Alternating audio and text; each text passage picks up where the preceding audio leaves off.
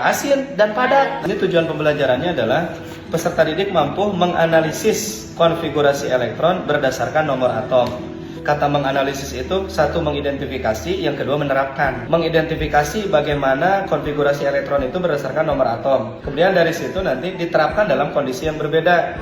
Jadi kalau pembelajaran mendalam itu kan ada memahami, mengaplikasi, merefleksi. Nah, ibu sudah memahamkan anak-anak, ibu sudah menjelaskan, bahkan anak mengidentifikasi konfigurasi elektron itu berdasarkan nomor atom. Itu pemahaman tuh, belum mendalam bu di situ. Nah, ketika ibu naik kelas dari sesuatu yang sifatnya pemahaman tadi, ibu naik kelas, aplikasikan.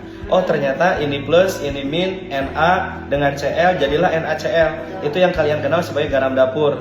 Nah, bukan hanya tentang hitungan. Identifikasi lebih jauh, Na dengan Cl tidak ada sifat asin, tapi kenapa dia kalau sudah bergabung jadi asin? Nah, itu diidentifikasi lebih jauh. Makanya tambahannya adalah di dalam LKPD itu sebaiknya ditambahkan. Justru ini poin penting pembelajaran yang terdalam ini di sini. Ketika anak tadi mampu memaknai itu, logam dan gas bergabung, kenapa jadi garam dapur yang asin dan padat? Jadi anaknya punya pengalaman yang belajar yang luar biasa. Ketika anak menemukan sensasi dalam belajar, menemukan makna yang tersembunyi, yang bukan tujuan utamanya, tapi ternyata dapat gitu.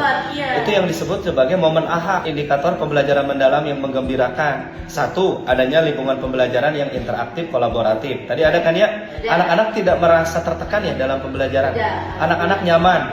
Munculnya fokus, perhatian, dan konsentrasi. Lingkungan pembelajarannya yang aman, nyaman, dan menyenangkan. Sampai anak tuh menemukan dan ketika pulang dia terinspirasi untuk mau mencoba lagi gitu. Sehingga nanti ada momen ketagihan anak-anak. Kapan ya belajar kimia lagi? Kapan ya bisa eksperimen lagi? Itulah yang disebut dengan berkesadaran, bermakna, dan menggembirakan.